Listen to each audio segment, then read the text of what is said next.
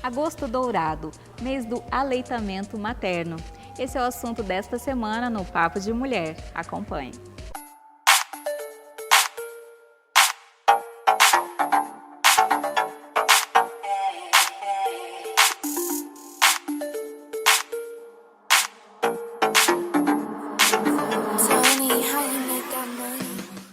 Ela é fonoaudióloga, especialista em motricidade orofacial e a nossa convidada de hoje para falar sobre aleitamento materno. Seja bem-vinda, Débora Kutner. Muito obrigada, agradeço o convite. É um prazer estar com vocês aqui. Obrigada, prazer é nosso. E para falar sobre esse assunto que é tão gostoso, aleitamento materno, é algo que cria um vínculo entre a mãe e o bebê, além de vários outros benefícios, não é verdade? Exatamente.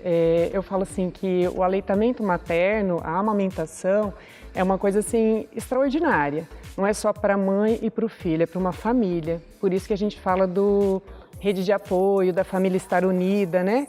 É um processo em que a gente consegue receber esse bebê e trazê-lo ao núcleo familiar. E a mãe vai restabelecendo esse vínculo com ele. Nos primeiros dias que a gente fala, né? Hoje a gente tem estudos que falam até do 3º mês da esterogestação, terminar essa gestação aqui fora, que para ele é um mundo muito assustador. Então a amamentação ela vem aí trabalhando essa parte emocional também. E também é uma novidade para a mamãe, né? Que muitas vezes tem dificuldades com esse momento, né? Porque acontecem várias situações, né? O bico. Gente, eu não tenho filho ainda, então vocês é que vão ter que, por favor, Mas é isso mesmo, conduzir esse assunto. Mas Exato. dizem que o bico racha, o leite empedra, e por aí vai. Acho que nem sempre, né? Mas o que você tem para dizer pra gente? Quais são essas dificuldades que as mães enfrentam ou que elas já vão com a crença, com o medo de que vão enfrentar, que você percebe? Isso. Eu percebo assim que acontece, às vezes, de o bico machucar, da mãe ficar muito insegura e às vezes a produção de leite não ser como ela esperava, até pelo processo dela de ansiedade ou como a forma do bebê estar mamando, se está mamando errado, não auxilia essa mãe a produzir leite e aí entra o trabalho da fono para estar trabalhando tudo isso. E eu percebo assim que o maior medo dessas mães já vem na gestação, que tem que ser trabalhado, né? Eu vou dar conta? Eu vou ter leite? Né? Como que vai ser isso? Então, esses problemas, eles são comuns de acontecerem, mas não é toda mulher que passa por isso, né? Muitas mulheres entram na parte da amamentação no pós-parto e não tem esse problema. E as que têm, precisam pedir ajuda. E aí a gente fala, né, da importância da amamentação.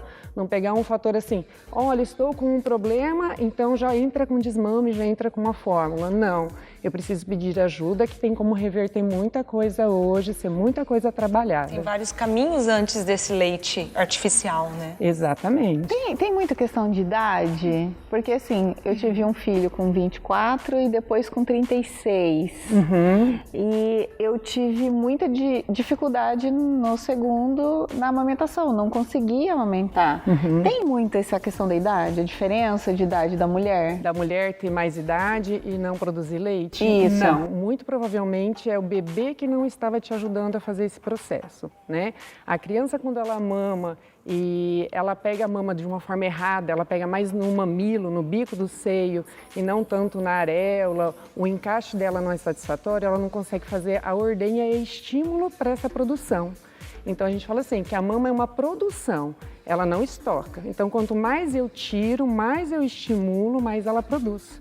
Então muito possivelmente aconteceu no segundo filho seu, de estar mamando talvez errado e dessa produção não ter sido favorável. E tem também o fato, não sei se é teu caso, mas o fato de muitas mulheres, depois, né, que a gente vai ficando mais madura, a gente resolve fazer nosso silicone, algumas precisam levantar, e isso acaba interferindo? O silicone nem tanto, tá? Eu percebo assim, uma alteração talvez maior na redução de mama, né? Que ela mexe um pouco mais na construção dessa mama.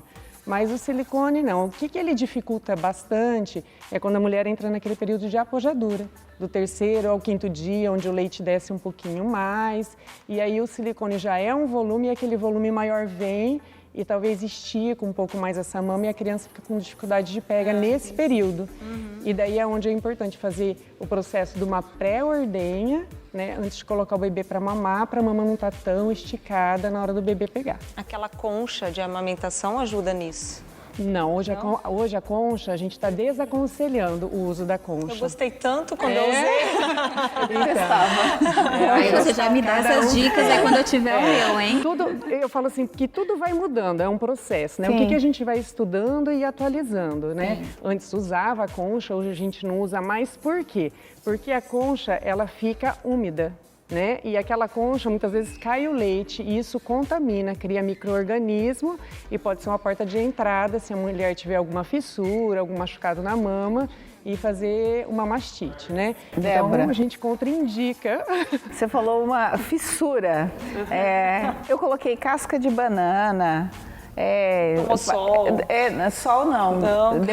Depois que já estava rachado. Assim, não tinha jeito de não rachar. Né? Tem alguma fórmula mágica ou misteriosa que a modernidade trouxe para a mulher? A gente não usa mais hoje, por exemplo, que nem a casca de banana, porque também é um risco de infecção muito grande para a mulher, né?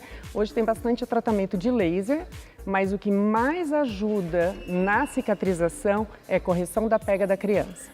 Não adianta você fazer um processo de cicatrização e você não fazer a correção de quem está machucando.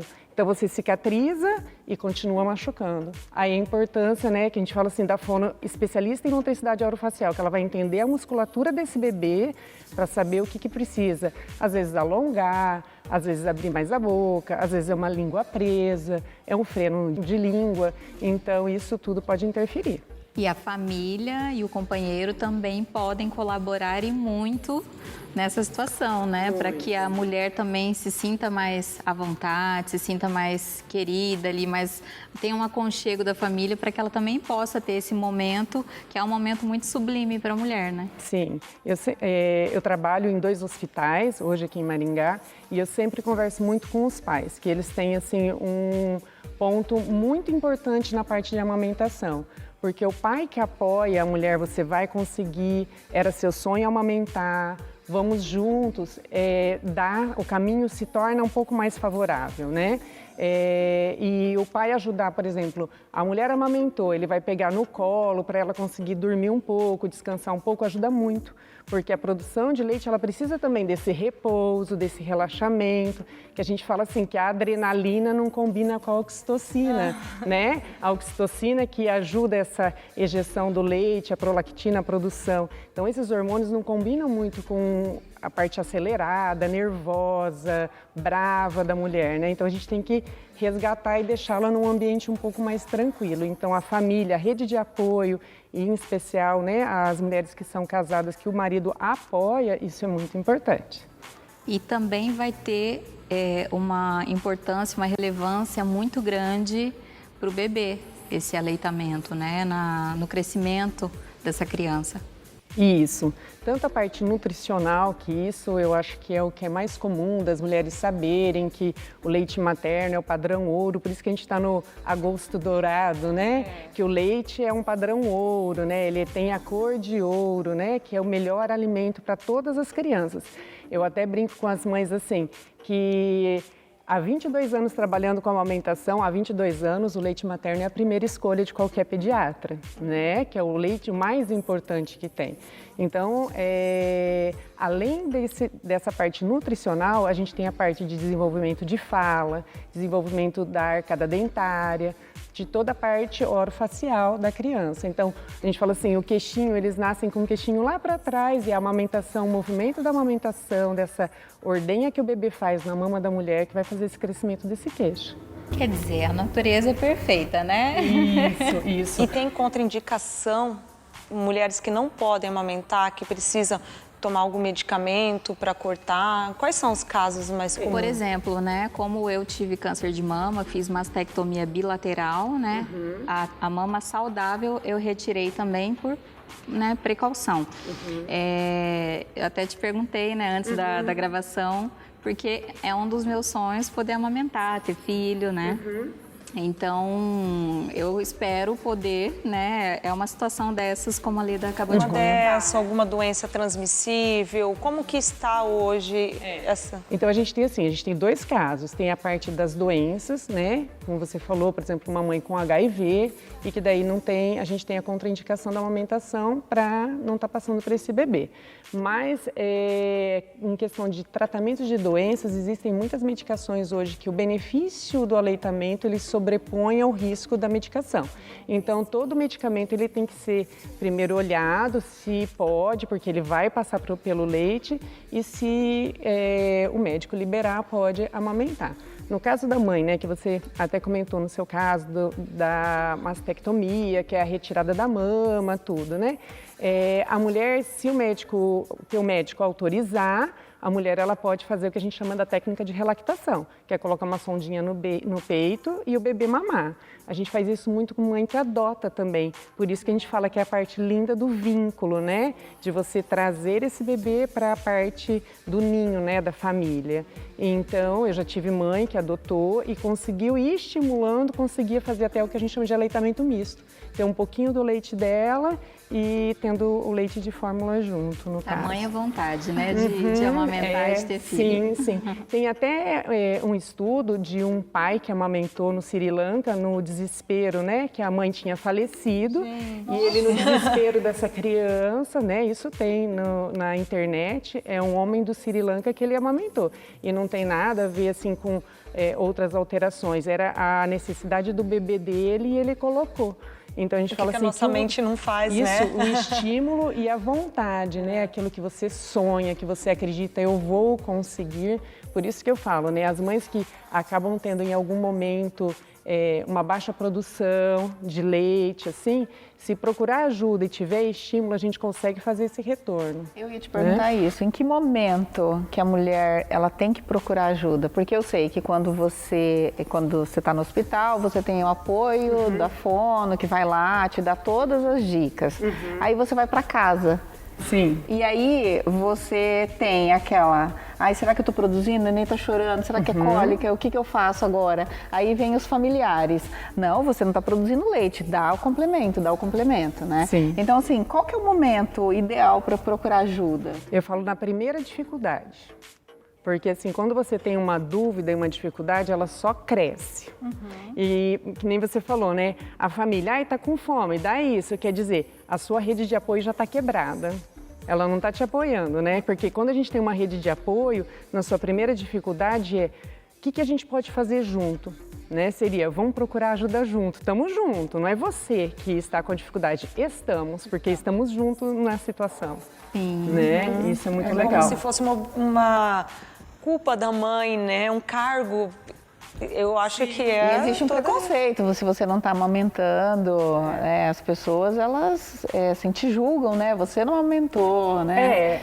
Existe todo a parte de julgamento existe dos dois lados, da mulher que tem a dificuldade e da mulher que quer amamentar a criança maior e daí todo mundo julga também. Exatamente. Então, o julgamento... amamentar em público também, não é? Exatamente. É uma outra questão muito polêmica que é uma questão também. muito polêmica, porque já há alguns anos atrás gerou-se algumas notícias de que seria proibido da mulher amamentar em público. E daí, assim, eu sou contra. Para mim, eu amamentava em público, é muito mais fácil. Então, é bem polêmico isso também, Isso, porque a sociedade está voltando, Leda, ao que é natural. Né? Hoje a gente tem que abrir a cabeça a isso, né? Antes, por exemplo, uma mulher que queria um parto natural era uma mulher que, nossa, vai ter, não tem condição social para fazer uma cesariana. E hoje não, hoje a gente está voltando à parte do natural, abrindo a cabeça da sociedade de que as coisas naturais, elas tendem um caminho a acontecer. Toda mulher tem as suas escolhas também, eu respeito. Mas o caminho natural ele tem que ser respeitado se a mulher escolhe. E a amamentação é uma coisa natural. Então, muitas pessoas se incomodam, eu até brinco, esse incômodo acontece porque como foi a história dela de amamentação? É verdade. Será que ela não foi uma criança frustrada? Aquele desmame de passar sal frustrado, né? De vou passar um boldo no peito para tirar o mamar? Isso é um desmame forçado, frustrado, né? A gente falou hoje do desmame gentil. Então, assim, a falta do respeito também é muito grande, né? Olha, esse assunto Tá sensacional. tá muito gostoso. Certamente teriam ainda inúmeras questões para a gente falar e abordar sobre, né, o aleitamento materno, mas a gente gostaria de agradecer a sua participação aqui no Papo de Mulher. Eu que agradeço. Foi um prazer. Bastante, foi muito gostoso. Obrigada, Débora.